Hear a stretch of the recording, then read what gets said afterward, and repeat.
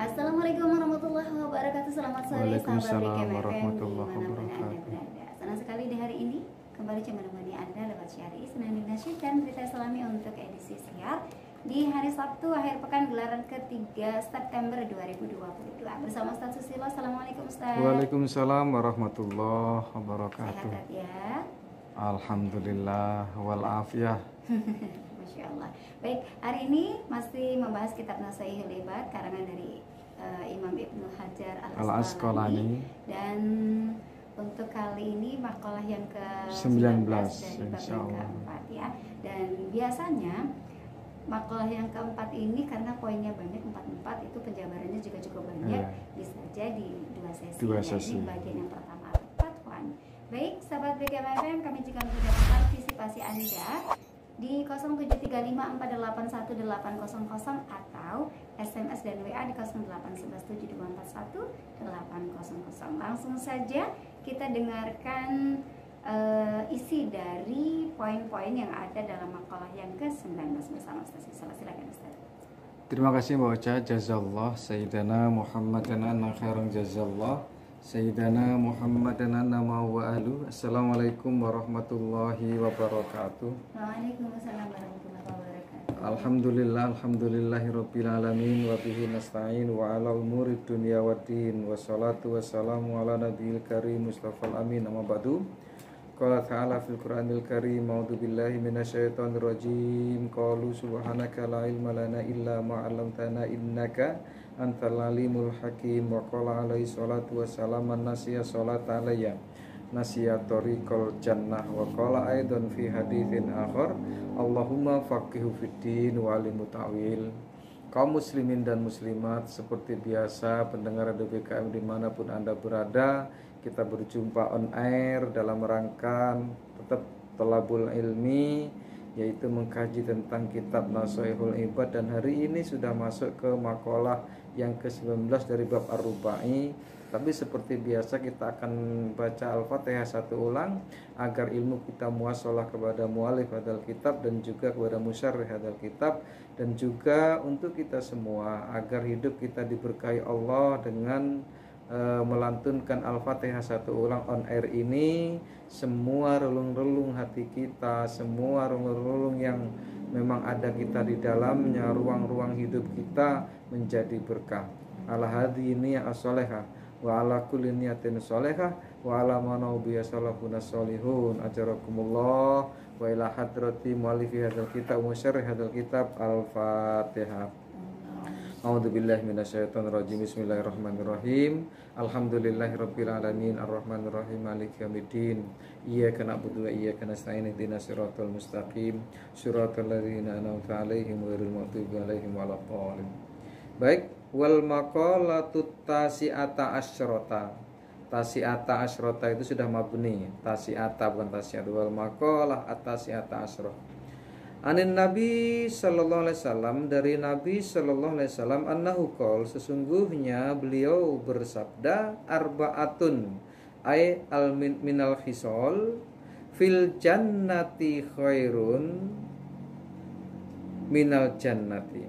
Ada 4 perkara, 4 tahapan yang gambarannya bahwa surga itu baik, tetapi di dalam surga itu lebih baik. Maksudnya begini, di dalam surga itu lebih baik dibandingkan dengan surga itu sendiri.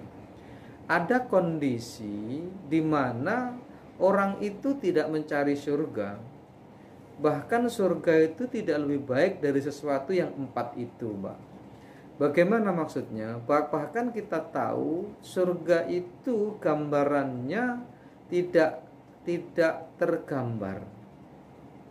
Jenengan membayangkan taman yang indah sekalipun itu tidak akan pernah sama dengan taman yang ada di surga. Bahasa kerennya itu wala ainun ra'at wala udhunun sami'at wala khatara fi qalbil basar, bahwa surga itu belum pernah terlihat oleh mata, belum pernah terdengar oleh telinga, dan belum pernah terdetik dalam hati sanubari manusia. Allah menciptakan mata, tapi mata ini Allah batasi. Batasannya apa? Mata kita saat ini belum pernah melihat bagaimana itu surga. Keindahan panorama yang Allah lukis di alam ini tidak akan pernah sama dengan alam atau surga nantinya. Allah memberikan kita telinga. Telinga ini belum pernah, dan ditakdirkan Allah belum pernah mendengar keindahan apapun yang diceritakan oleh suara, yang diceritakan oleh manusia dari lisan manusia, bahwa ada cerita-cerita tentang keindahan, tentang apapun mengenai sesuatu yang melebihi dari surga. Dan bahkan Allah menciptakan dhihnun. Dhihnun itu kolbun. Kolbun itu juga bisa berpikir. Kolbun itu juga bisa melanglang buana. Bayangan, lintasan yang ada di dalam hati manusia, itu Allah takdirkan tidak akan pernah menyentuh cakrawala yang ada di dalam surga. Jadi bahasanya wala ainun ra'at wala udhunun sami'at wala khatara fi qalbil bashar. Tetapi di sini Rasulullah sallallahu alaihi wasallam membayangkan bahwa surga itu tidak lebih penting dari 4 perkara itu. Padahal Masya Allah di surga itu, bahkan kemarin dalam kajian Majlis Ar-Raudhah itu kita belum sempat sampai pada tahapan di mana kita ceritakan di situ kenapa kok surga itu tidak ada bidadara. Tidak satupun hadis, tidak satupun ayat yang menjelaskan tentang adanya bidadara. Yang ada kenapa kok bidadari. Dan juga kita tahu bagaimana ulama mayoritas berpendapat Allah tidak ciptakan bidadara, Allah ciptakan bidadari. Dan memang ada sebagian ulama yang menggarisbawahi, bukan menjelaskan suatu pendapat, tetapi dia hanya pakai ilmu usulul fiqh mafhumul mukhalafah. Mafhumul mukhalafah itu adalah pemahaman terbalik. Maksudnya seperti apa? Maksudnya jika Allah memang menciptakan bidadari, maka Allah juga menciptakan bidadara. Tetapi mayoritas ulama berpendapat tidak ada bidadara. Ternyata hikmahnya atau kenapa demikian? Ternyata memang puncak dari kesukaan atau kenikmatan bagi laki-laki adalah wanita. Dan kehidupan poligami di dunia ini nanti akan dibawa juga kehidupan poligami itu ke dalam surga. Jadi laki-laki nanti punya istri lebih dari 4 boleh nanti di surga itu. Tinggal bagaimana pengaturannya nanti. Makanya dari keterangan ini kita terangkan, kita garis bawahi dari pendapat-pendapat ulama. Kenapa wanita tidak ada poliandri di dalam surga ataupun di dalam dunia?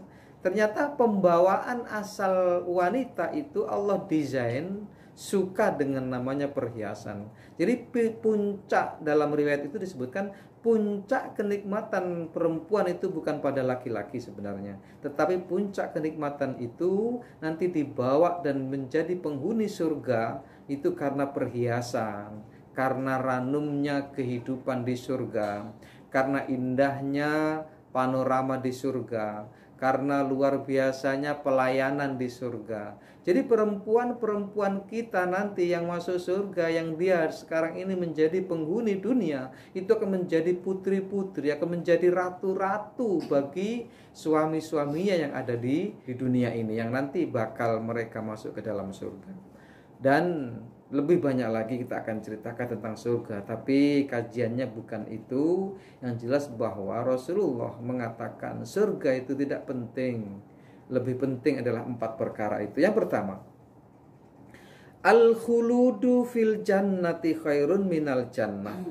Al-khulud itu artinya kholada. Kholada itu artinya adalah kekal. Jadi kekalnya hidup di surga itu lebih penting, itu lebih bagus, lebih hebat dibandingkan dengan surga itu sendiri. Untuk apa masuk surga kalau kita tidak kekal? Untuk apa masuk surga kalau kita tidak selamanya di situ? Barangkali apakah kemudian ada orang-orang nanti yang masuk surga kemudian keluar lagi? Tidak ada. Insya Allah tidak ada keterangan sedikit pun yang orang masuk surga kemudian salah kemudian langsung kembali, tidak ada, insya Allah seperti itu. Artinya tidak penting surga, yang penting adalah kekal di dalamnya.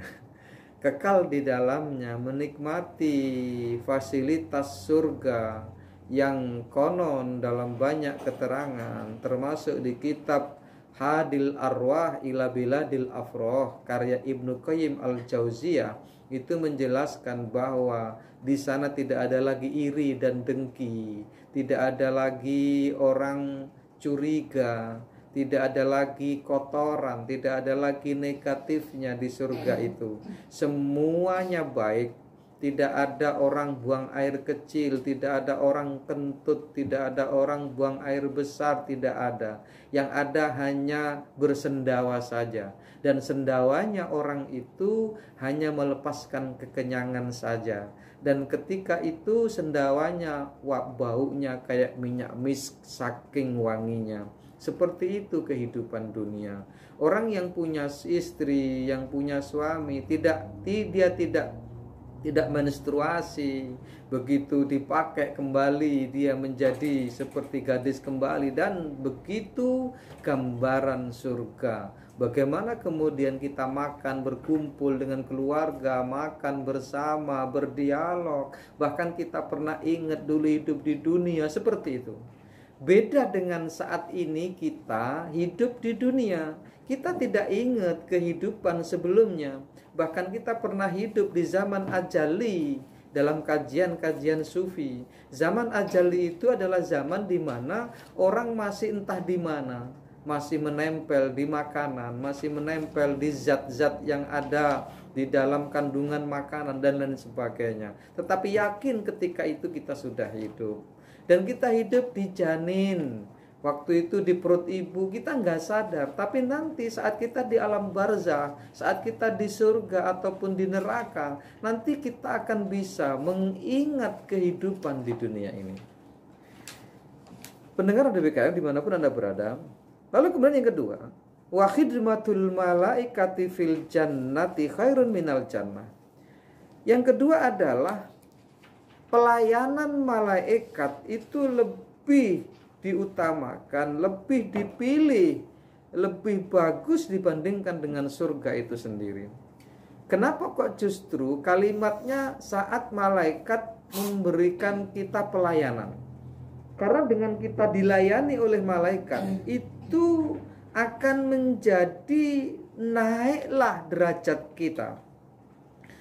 Kan gini ya pendengar DBKM dimanapun Anda berada, orang disebut mulia itu kalau banyak pelayannya. Ya Mbak ya. Orang yang banyak duitnya itu biasanya banyak pelayannya. Ada rumah orang kaya kok nggak ada pelayannya, itu nggak mungkin. Siapa yang akan mengerjakannya? Jangankan orang yang kaya yang duitnya banyak, orang yang duitnya belum banyak pun, jika gaya hidupnya itu gaya hidup yang glamor, boleh jadi dia memaksakan untuk ada pembantunya.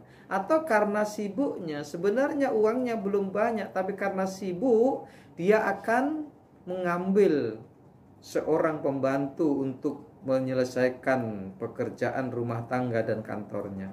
Dan di surga nanti kita dilayani oleh malaikat. Khidmatul malaikah, bagaimana malaikat melayani kita, itu yang lebih baik dibandingkan kita masuk surga tapi tidak ada malaikat yang melayani kita. Kenapa? Di sini disebutkan fahidmatul malaikati tadullu ala ziyadati irtifa'i ahlil jannah. Karena sesungguhnya pelayanan malaikat itu menunjukkan bertambah tingginya kedudukan ahli surga.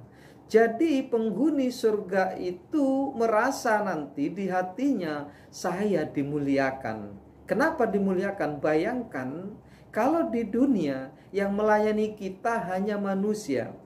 Seorang yang kaya dia bisa dilayani oleh manusia.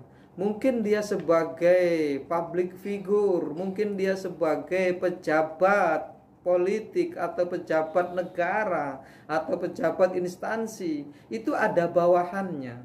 Betapa hebatnya orang kalau sudah ada post power syndrome. Kan sering saya katakan pendengar DPKM dimanapun Anda berada, orang yang menjadi pejabat lalu kemudian mau pensiun itu kadang sudah pusing, sudah stres duluan. Kenapa? Karena dia nggak bayangkan yang selama ini dilayani, bahkan masuk mobil pun dibuka pintunya. Padahal kalau kita pikir pendengar, dibukakan pintu mobil itu sama dengan kita mati sebenarnya. Orang yang sudah mati itu buka sendiri nggak, Pak? Nggak buka sendiri. Orang yang sudah jadi mayit itu kalau masuk mobil nggak bisa masuk sendiri. Dibukakan pintunya, didorong kursinya, kemudian baru masuk mobil. Pejabat juga begitu kan. Tapi beda, ada perlakuan di sana, ada hidmah di sana, ada dia diagungkan, ada dia dibutuhkan. Banyak sekali orang stres sebelum pensiun itu datang. Kenapa? Karena dia nggak bayangkan nanti nggak ada lagi yang mengawalnya, nanti nggak ada lagi orang yang mengenalnya, yang selama ini dieluk-elukkan namanya. Bahkan permainannya orang kaya yang memang dia itu gila dengan jabatan, itu habis uang pun nggak apa-apa, bahkan rugi, dan untuk kalkulasinya itu kadang nggak mengena. Untuk menjadi seorang public figure, untuk menjadi seorang pejabat itu kosnya sangat mahal. Bahkan dalam tempo sepanjangan dia menjabat itu, kalau benar-benar lurus Mbak, dalam menjabat kembali nggak Mbak kira-kira? Banyak yang nggak kembali. Banyak yang nggak kembali. Tetapi kenapa kok banyak juga orang yang mengejar itu? Bukan harta yang dikejar, tapi apa? Nama. Sebuah pentingnya hidup, mengukir sejarah bahwa pernah jadi seorang gubernur, pernah jadi seorang menteri, pernah jadi seorang bupati dan lain sebagainya. Yang itu nanti ternyata dibawa juga kehidupan seperti itu di dalam surga, Mbak. Bahkan Allah nanti siapkan tempat satu orang itu seluas langit dan bumi, coba. Jadi nanti kaplingannya itu bukan kayak kaplingan di dunia. Kaplingan di surga itu Masya Allah luasnya nggak keukur. Kaplingannya cuma 1 hektar. Enggak. Kaplingannya itu seluas langit dan bumi. Jenengan jadi rajanya, istri jenengan jadi ratunya. Nanti ada pelayan-pelayan yang melayani siapa? Malaikat. Yang melayani siapa? Yang melayani hurun ain. Siapa hurun ain? Bidadari-bidadari yang banyak. Di situ kita dimanjakan di surga itu. Itu ternyata surganya sendiri nggak begitu penting, kata Rasulullah. Yang penting itu pelayannya itu, yang melayani malaikat, yang mengambilkan makanan malaikat, yang menyiapkan apapun malaikat. Kita tinggal ngomong, itu apapun sudah datang dengan sendirinya. Bidadari itu 70 bahkan lebih, tergantung pada kondisi kita. Seperti itu bayangannya nanti di dalam surga. Kemudian yang ketiga, wajiwarul anbiya'i fil jannati khairun minal jannah. Dan bertetangga dengan rasul-rasul bikasril jim wa dhammiha min kurbihim. Jadi kenapa di situ jiwar bukan jawar? Karena jiwar itu bisa dibaca jawar juga, Mbak. Ketika dibaca jiwar di sini dalam bahasa kata Imam Nawawi Al-Bantani ini menambah apa? Menambah makna bahwa saking dekatnya penghuni surga dengan Rasulullah, dengan para nabi-nabi. Dan bertetangga dengan Rasulullah, bertetangga dengan para nabi itu lebih penting dibandingkan surga itu sendiri. Jadi begini loh pendengar, nanti orang-orang soleh yang di dunia ini mereka berteman hanya karena Allah, mereka mencintai hanya karena Allah, mereka saling tolong menolong hanya karena Allah, nanti di surga bersama, Mbak. Bahkan dalam riwayat itu salah satu yang lainnya di dalam kitab Hadil Arwah ila Biladil Arfroh yang ditulis oleh Ibnu Qayyim Al-Jauziyah, itu satu orang kepada orang lain itu bisa mensyafaati, Mbak. Misal di dunia ini kita punya teman yang sangat akrab. Akrabnya itu untuk kebaikan, bukan untuk keburukan. Pengajian bersama, kemudian kemana saja bersama, dalam kebaikan bersama. Ketika yang satu membutuhkan bantuan, yang satunya tadi si A membutuhkan bantuan, si B membantunya. Si B membutuhkan bantuan, si A membantunya. Dan bantuan mereka itu kepada yang diakrabi tadi itu hanya karena Allah. Maka nanti di surga, nanti di akhirat itu bisa mensyafaati keduanya. Misal si A dan si B ini ada yang terjerumus nanti di dalam akhirat sampai masuk ke neraka, itu si B bisa mensyafaatinya, minta kepada Allah bahwa itu temanku, itu orang baik. Kita bisa bersaksi atas itu semua. Makanya pendengar DBKM dimanapun Anda berada, sebelum kita mati sebenarnya saran saya mempunyai teman yang seperti itu, Mbak. Teman yang benar-benar teman yang benar-benar lahir batin. Memang sulit, Mbak, untuk mendapatkannya. Kenapa? Kita kadang dalam 1 tahun berteman dengan salah seorang itu kita sudah sangat akrab. Bahkan kita ini selalu teleponan, selalu bertukar pikiran. Kadang nanti pada kondisi-kondisi tertentu kita masih saja berpisah, Mbak. Kadang kita masih saja punya kondisi yang menjadikan kita harus tidak bersamanya. Kadang mungkin jarak atau mungkin kondisi kepribadian yang mungkin sudah mulai nampak, mungkin yang satunya melihat keburukan yang lainnya. Padahal sebenarnya pertemanan itu, pertemanan yang hakiki, suhbah yang sebenarnya, suhbah yang sejati menurut ajaran Islam, itu justru nanti akan bisa didapatkan juga, akan bisa dan bisa dibawa ke dalam dunia akhirat, Pak. Jadi pendengar DBKM dimanapun Anda berada, jadi jenengan yang belum punya teman yang seperti itu carilah teman yang seperti itu, yang nanti insya Allah akan bisa saling mensyafaati. Kemudian yang terakhir ada 8 nih, Mbak. Nanti tentang surga, terus nanti ada tentang neraka. Yang terakhir untuk tentang surga, wa hasuna ulaika rafiqa, dan seperti itu adalah sebagus-bagusnya teman di dalam surga. Yang terakhir, waridallahi ta'ala fil jannati khairun minal jannah, dan keridhaan Allah di dalam surga itu lebih penting dibandingkan dengan surga itu sendiri. Dan kalimat inilah yang kemudian direspon oleh Robiah Al-Adawiyah menjadi syair-syair yang luar biasa. Bahkan beliau menulis dalam tulisan-tulisan syairnya, aku lebih baik masuk neraka dengan izin Allah daripada masuk surga dengan murka Allah. Tidak penting itu surga, tidak penting itu neraka. Bahkan suatu ketika Robiah Al-Adawiyah itu keluar dari rumahnya, di tangan kanannya memegang segayung air dan di tangan kirinya memegang obor.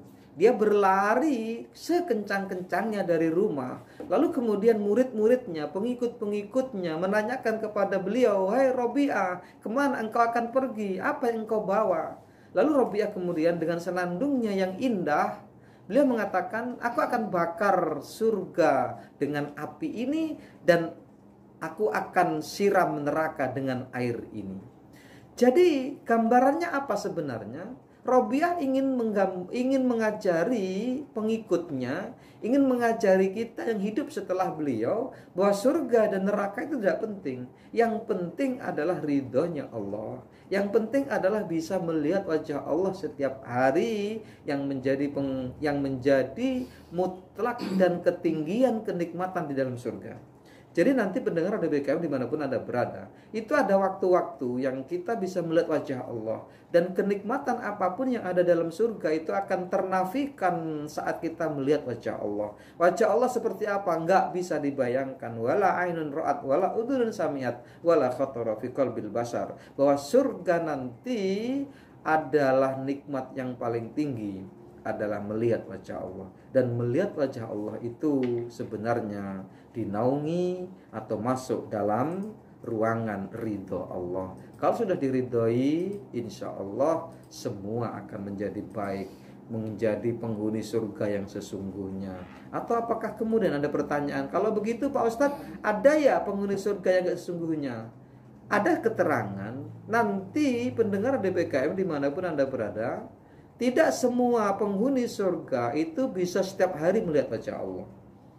Kenapa? Karena itu dikhususkan hanya untuk orang-orang yang memang keterpautan dengan Allah di masa di dunia ini lebih luar biasa dibandingkan dengan yang lain. Di sana ada kelas-kelasnya, Mbak, di dalam surga itu. Semoga kita kelasnya minimal punya tetangga seorang nabi. Minimal kita punya tetangga seorang yang soleh. Dan pada akhirnya kita diridhoi Allah dalam masuk surga, yang kemudian setiap hari kita dapat melihat wajah Allah subhanahu wa ta'ala. Insya Allah seperti itu, Mbak. Iya, Masya Allah ya. Sahabat BKM dimanapun Anda berada, demikian tadi